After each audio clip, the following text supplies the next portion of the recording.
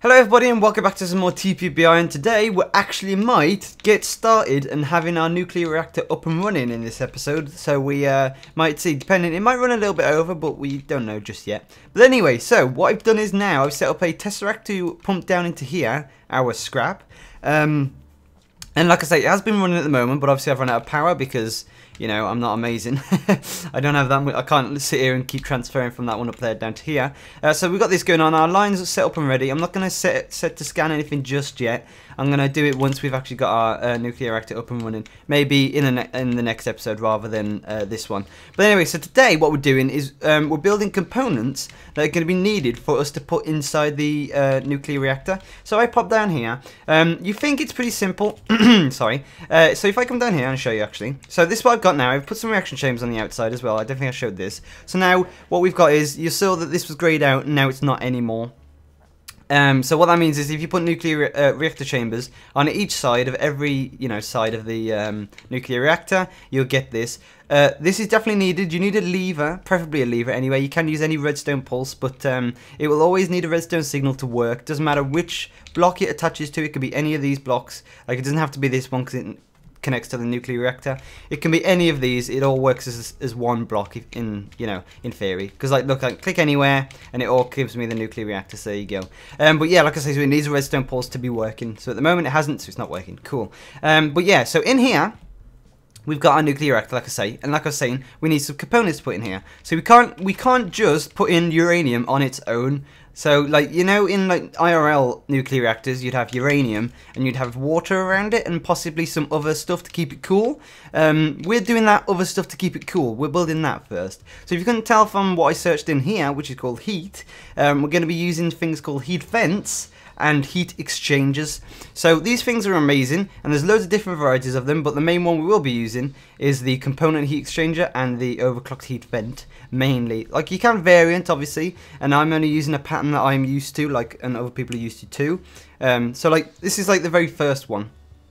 That a lot of people use anyway. Look, there's loads of different variations of a nuclear reactor, in other words, and you can do it however you want, but I'm going to do one that I already know so far, which works for me anyway. And what we're going to need for that is we're going to need 3 component heat exchangers, 4 of these bad boys, and 1 component heat vent. So a component heat vent just kind of works the same normally, but I guess it kind of splits off. I'll explain more what they do when we've actually built them, because it's better explained then, because otherwise you just be like, oh, what's this do?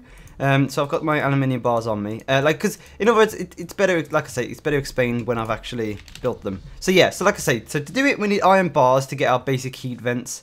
And iron bars, I don't think I remember. No, I do. Look, there we go. So we'll make 2 stacks of those because we're gonna be needing a lot of these heat vents. And the other thing you will need is aluminium plates as well. Oh, and these don't stack either, which is a bit of a shame. So we need 4, and then was it 1 needed for this? Yeah, so 5. And then we can get rid of this, and we'll make this one straight off the bat so that we save time. There we go. No, hold on. So heat vent in the middle, and then it was tin on the outside, I think it wanted, if I was correct. And then that gives us the component heat vent, so that we got the 1. So the other thing we need now is the overclocked heat vent, which is gold plates around the outside, but it's overclocked, so we need a reactor heat vent in the middle, which is just copper around. So yeah, you will be needing a lot of plates for this, bear in mind as well. So obviously, like I say, keep that in mind when we're building this. That's what you could tell. You can't tell from all the noise in the background. You know, all that. That's me doing loads of plates in the meantime. So we've got 4 reactor vents now, and then we need to whack in our tin. No, our gold, sorry. So if I go over here, whoops, I wasn't even typing. So come back over here again, press O. Do I have any gold plates? I'm pretty sure I put some in somewhere, didn't I? Did I put some in here? No? Oh, well, let's whack some in there while we wait then. How much tin we got going in it. In other words, I'm just mass producing tin at this point. Like you should probably do before, but oh well. But yeah, so like I say, so we've got the reactor heat vent. We need gold for this one, so we can't do that at the meantime. So while we're waiting, we will do the 3 component heat exchangers that we need. So a heat exchanger does exactly what it says on the tin. It exchanges heat. And like I say, I'll do a better explanation when I'm actually, when we've actually, built it. Because otherwise, it's better to show it practically. You can actually see it working and happening. Oh, that's not going to be enough. Gonna need some more copper thingies. And I think it was copper, these, and then we cut them with a cutter. Oh, I'm just going to make a cut to save time. But in other words, it's kind of, you can think of it as an animal is the best way of maybe explaining it. It's probably not the best way. There's other ways of explaining it. But think of it like an animal. So like the nuclear reactor works, and it reacts to different types of stuff. So say for example, you put in one uranium rod, and you've got 2 heat vents on each side, and you put uranium in the middle. Like the durability bar will go up and down depending on like how, like if it can stand it or not. So if it's growing down, then it will eventually run out and, you know, blow up, and then you won't have any more heat vents, and then that'll proceed to get the nuclear reactor to blow up. So you want to kind of balance it out so that the durability always stays at full, or like it goes up, or it just stays at normal, is what we will be aiming for. Now, obviously, like I say, if you don't know what I mean by that, obviously don't worry about it, because, like I say, better explained when we actually built it. I think it was copper on each of these, was it? No, I'm pressing all the wrong buttons. Doop, doop, doop, doop, doop, doop. And then we want a copper. Oh, jeez. Just shift Q it. It's easier. There we go. Shift click. Where's our copper gone? Why is it not accepting the copper? Why would you do that?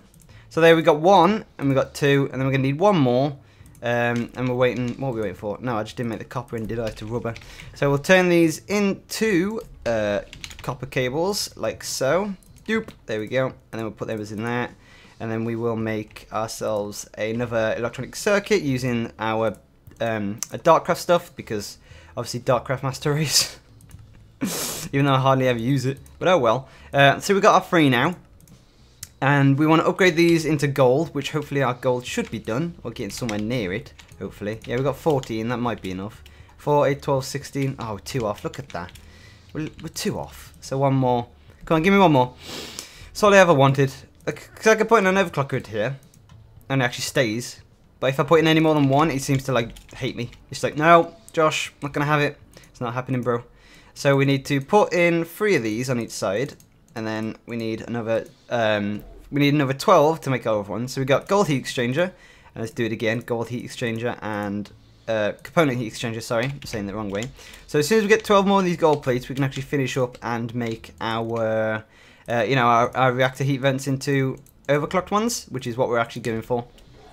And remember, you need to have your uranium suit on when we're actually setting this up, so I need to remember that as well. But yeah, so like, I probably should put some more uranium in here, to be honest, because we're going to need more than 1.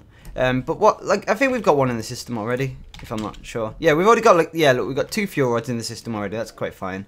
And you can make your own pattern as well, so like, if you're worried about putting it in or whatever, like, and you don't want to like create another creative world, like another save and set it up there and see if it blows up or not. There's actually a website where you can plan these out, which is what I'm using, and I think a lot of other people use too. And so I'll make sure to link that in the description, because, like I say, it is very good, and obviously try it out, test it. You can see how much EU per ticket gives out and all this stuff. It is really quite cool. But yeah, like I say, use that if you want. You don't have to. I'm not going to make you. But yeah, so once this one's done, we will have our final overclocked heat vent, and you know what, I'm gonna just skip ahead of time. I'm gonna boop-a-doo-doo. No. Okay, sorry about that. So now, as you can see, I've got my hazmat suit on, all in the right order, with rubber boots, and I've got our fuel rod uranium on us now. So now we can go down to our nuclear reactor, and we can put all of this stuff combined in, and hopefully it shouldn't blow up and kill us all. Let's hope so anyway. But yeah, so like I say, the real one you want to use is with 4, bear in mind. So with 4 fuel rods, but I'm just going to use 2 for now, just because I don't want to go through the system. The pain of setting it up. But yeah, so what we're doing for this one, so this setup is if you've only just got the nuclear reactor on its own with no other reaction chambers attached to it. So what that should be is you should have just these 3 rows here that are working. So what it is, it's you can do that like that, and then at the bottom, I think it's, you want to do a diamond of these on the outside. You want to, and now it is a bit weird at first, bear in mind. I will obviously explain better.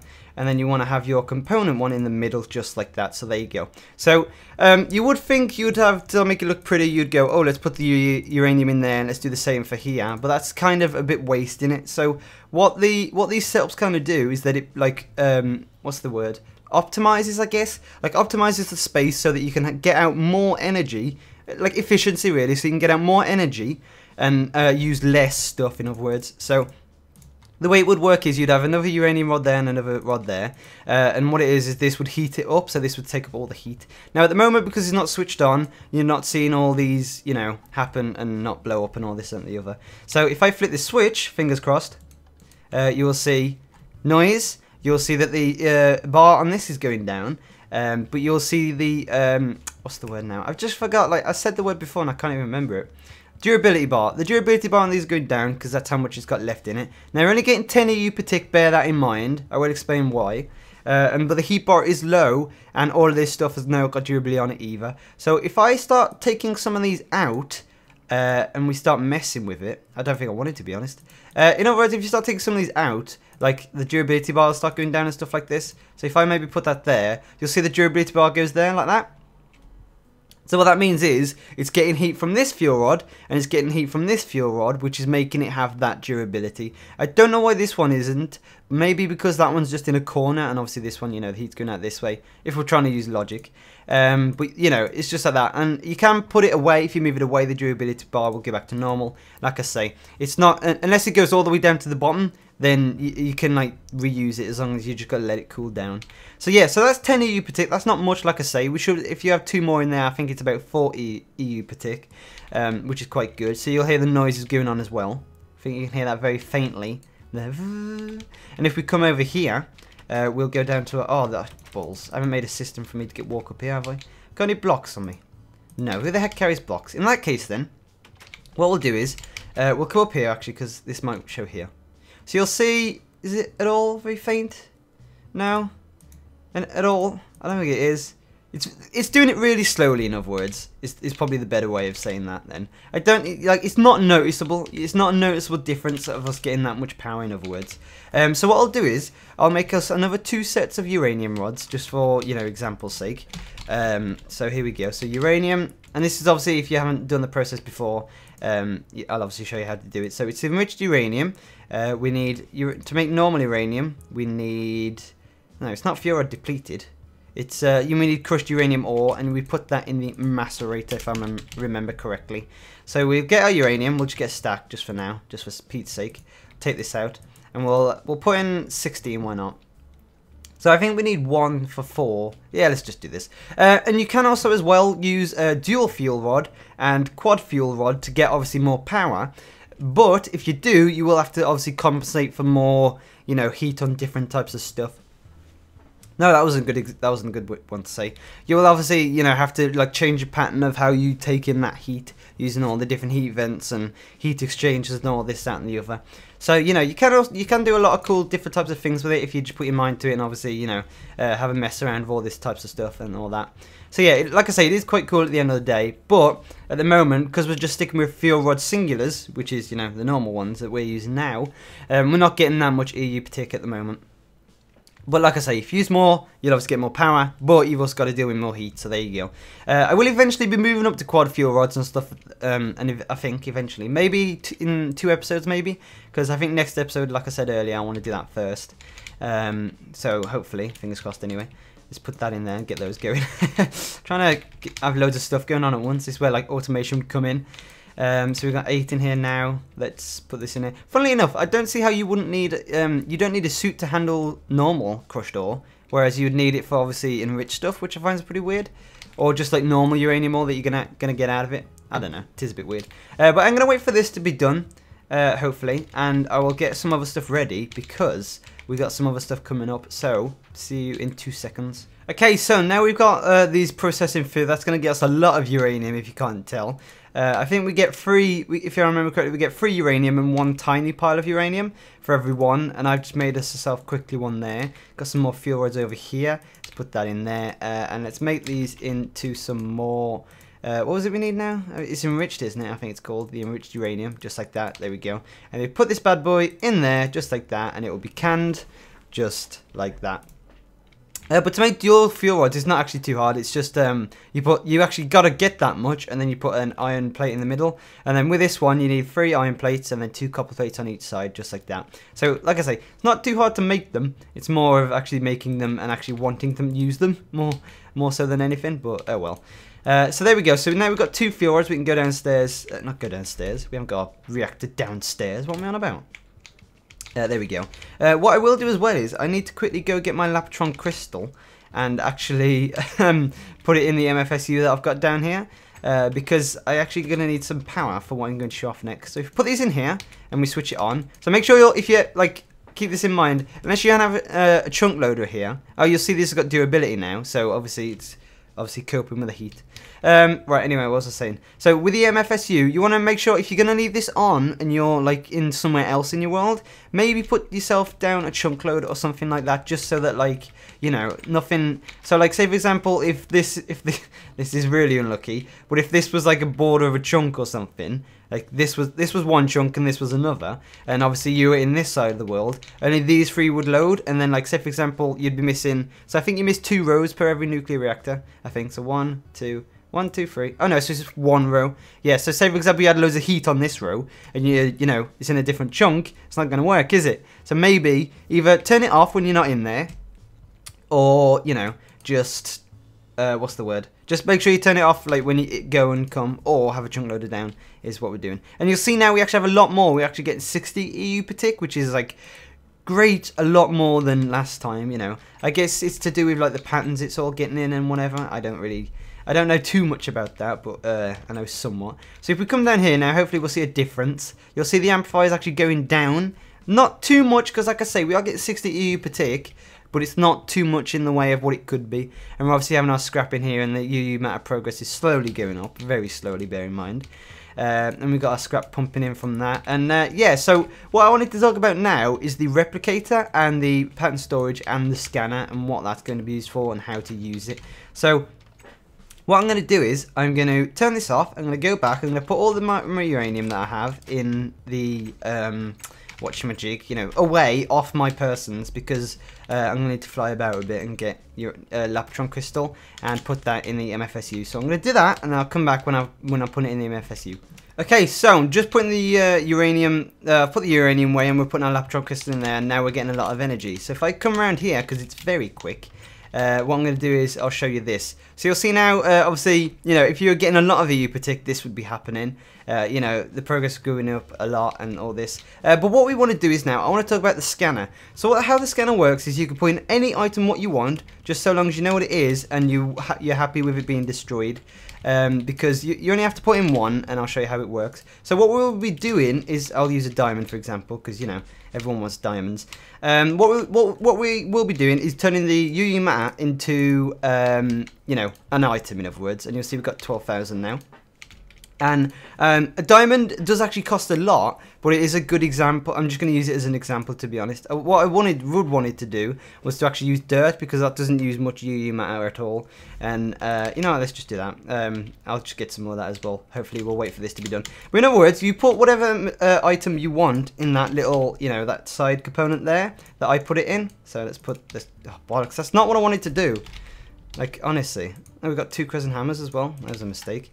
Yeah, so you put whatever item you want in that second component area, you know, in here. And you'll see it's now sitting through and scanning stuff. Now, this obviously takes EU to actually do this. So you make sure it's hooked up and stuff like that. And make sure it's next to your pattern storage as well. So what will happen is, this will slowly do this. And I mean slowly, very slowly if you can't tell. You know, like a percentage maybe every 1.5 seconds. So do the maths, it's going to take that long. Like, ridiculous amount. Maybe, I think it does go fast if you use stuff that doesn't use as much UU matter and EU in the final one, you know, in the replicator. But we'll have to wait and see, to be honest. And there's no way of speeding this up either. It's just similar to how our mine, you know, how we duplicate ores using mechanism. Similar to how that works. You can't speed up the first progress, but on the second steps, we can obviously speed that up, but we can't on this one, in other words. So we can't speed that one. Pattern storage is just the storage block, in other words. And the replicator, we can actually use an overclocker and actually speed this up. And I don't think, yeah, the mass fabricator we can also speed up too. So what I'm going to do is, I'm going to, maybe, I think I might have to go get some more Laptron crystal charge. Because I'm trying to just use this as an example, to be honest. Yeah, okay, so that's just draining very fast. So actually, what I'm going to do is, I'm going to take this off. No, I'm going to take this one off. There we go. So now, obviously, it's not getting any power in there, which is good in a way, just because it's just taking so much. So I'll put that there and put that there, and I'll put one back there when we actually need to. And I might fill this laptop crystal back up. But you'll see now it did stop, and obviously now that the mass fabricator is not taking all the power, this has slightly kind of sped up a bit. I think so anyway, it feels like it has. I'm just going to run back and get some more energy for this because we're going to need it. But yeah, so like I say, what we're doing is we're scanning an item, and that's the scanned item will be put into the pattern storage, which is just like a chest block. In other words, you don't have to actually, you know, use it or anything. Wait, no, it's the one downstairs I use, not this one. Such bad habit that is. It's because you put the energy crystals in the MFE, but you've got to use your laptop crystals in the MFSU, which is, you know, something to remember. But yeah, so there you go. So we'll wait for this laptop crystal charge, and then I'll go back when I've done this. Okay, so now that we've got our laptop crystal charge now, we can obviously go back and put this in our MFSU. Like I say, you won't have to do this if you're gonna like jump straight into like the higher tiers of nuclear reactors, but if you want to take it slow, like I am, then obviously feel free to do this instead. So there we go. Hopefully this should be done now because of our power. Okay, so what will happen is the item will be destroyed, like I said, so the diamond's now gone, doesn't exist anymore, and you now have a choice. So now that it's done scanned, you've got two figures here, and you've got two buttons. You either can delete, which would be kind of pointless because it's diamond, or you could just press save, which is what you definitely should do on any item whatsoever, because you'd never run out of storage, I don't think. So as you can see, it says 10B UUM, which is, I think it's 10, it's not billion, but I don't know what the unit is. I guess that's how you measure buckets, 10 buckets of UU matter, you pleb, come on. And 560k of EU, so that's how much it's going to take in the replicator for us to make that item. So obviously, if it's too big of an item, you're like, oh crap, I don't want to do it, you can just press delete. I guess that's why the option's there. Alternatively, you could just press save. It says waiting no storage once you press that. As well, you can come across to your pattern storage, and you'll see now it actually says 0/1, which obviously means what it says on the tin. It means that, you know, there's only one in there. You know, you selected 0 out of 1, to be honest. You can also import it from crystal or export to crystal if you really want to. Obviously, you know, maybe change it between pattern storages, probably that's why. But what you could do is you could cycle through them, obviously, like so. But obviously, I've only got one in there, so I've got nothing, and I've got diamond. And it actually shows you the precise numbers, how much millibuckets of UU matter it's going to take to make this. And that's 10,121, and power in EU is 560k. So if I come across to the replicator now, you'll see that this is the same interface, like little thing here, which is, I think, quite cool. And obviously it shows you need to link it from the pattern storage. What you could do is you press right pattern to see the next pattern. You know, obviously, if you've got more patterns in there, you'd obviously see them more in there. But obviously, I've got the one diamond. And again, it tells you how much you're going to need, which is 1021, and I've got 12,000 millibuckets and 560,000 EU per tick. So I've got enough to do one round. And you've got the buttons down here, which is stop, single run, and repeat. So I'm just going to do a single run, which means it's going to make one. Repeat, obviously, it's going to carry on making more. So there you go. You can click the button. EU is going up a lot. UU matter is going to gradually start going down. So it doesn't... UU matter probably takes the longest, sorry. Just because, like, I've got enough, but it just takes that long to actually take it all in. As you can see now, you know, 5, 4, 3, 2, 1, that's 100 millibuckets gone, and we've got to do that for 10,000. So it will take a lot of time, whereas the EU obviously goes in at whatever rate you're pumping it in, to be honest. So as you can see now, you know, 50. If I take this out, I think it goes a bit slow. I can't tell, I guess. If I had some more overclockers, I'd obviously try it, but I don't. But yeah, so the EU is obviously going to be done. We don't need to worry about that. Laptop crystal holds like, what is it, like 100 million? And it only needs 560k. So like, we've definitely got enough if I come around here. Yeah, look, see, we've definitely got enough. It's not, which is, oh jeez, the numbers have changed too quick. I can't even look. But you know, we've got enough EU per tick. And the EU amount, you know, I say it again, we've got enough for it. But, you know, it just takes too long for us to get it. So in other words, we've just got to sit and wait now. And eventually, we will get ourselves... you know, a diamond. So there you go. That's how you use, you know, the mass fabricator and UU matter. Oh, look at that, 99%. And the UU matter to make whatever items you want. Now, again, this is a diamond, so it does cost a lot in UU matter, obviously. So if you're using something like a diamond, I think it uses like 32 maybe? 32 UU matter, which is not a lot at all. Once this is done, well, I'll obviously actually show you. Ooh. Do you think we could scan Labratron crystals? That'd be quite cool. Do you think we can scan MFSUs? Like, I don't know what the limits are and what you can and can't scan. Like, obviously, you won't be able to scan everything because, you know, it'd just be a bit game breaking. But, you know, just go nuts and see what you want to make, and obviously feel free to do whatever the heck you want. So here we go now. So 30 millibuckets of UU matter it's going to take, and 128 EU to actually to make the thing. So it's not, like, you know, just comparing the numbers down the bottom now. 30, 128, 10 to 121, 560k. You can tell the difference, you know, there's a lot in there. So there you go. So yeah, like I say, I'm just going to sit and wait now for this UU matter to be done, and I'll obviously show you what happens once it is done. Okay, so as you can see now, I'm literally about to do it, and boom, there you go. We've made the one. So obviously, like I say, because it was single run, we only got the one out of it. So as you can see now, we have our first UU mattered diamond, and obviously it's not any different from a normal diamond. I don't know what it would be, like the industrial diamond's obviously different, but you know, that's that. So in the meantime, I'm just scanning, you know, having loads of different types of stuff just being scanned just to see how it works and stuff like that. I have got the dirt ready to scan, so the way the repeat run works in the same way is, you know, look at that, instantly made. Now we've got 32 dirt. You can literally just click this button, and it'll keep constantly making them up until you come back and press this button. Or it runs out of UU matter. It's obviously up to the machine or up to you. Now, I'm not sure if you can use a redstone signal to turn that off. You will maybe have to look that up or try it. You know, obviously, feel free. And another thing you should know about the power pattern storage as well. You may be a bit confused about it because of the, you know, the trail of, what's this, glass fiber cable that's behind here. It doesn't actually need power, obviously, because you're not powering it at all. And there's not a number, I don't think, of how much you can store within this, so obviously keep that in mind. So there you go, that is how you deal with nuclear power, so there you go. Next episode, like I say, we'll be either doing something else, I can't even remember what I said, or we will be upgrading this maybe to some dual fuel rods or quad fuel rods, obviously trying out different patterns and all that stuff. So yeah, guys, thanks for watching, leave a like and join the series, subscribe for more, and I'll see you guys in the next part. Goodbye for now.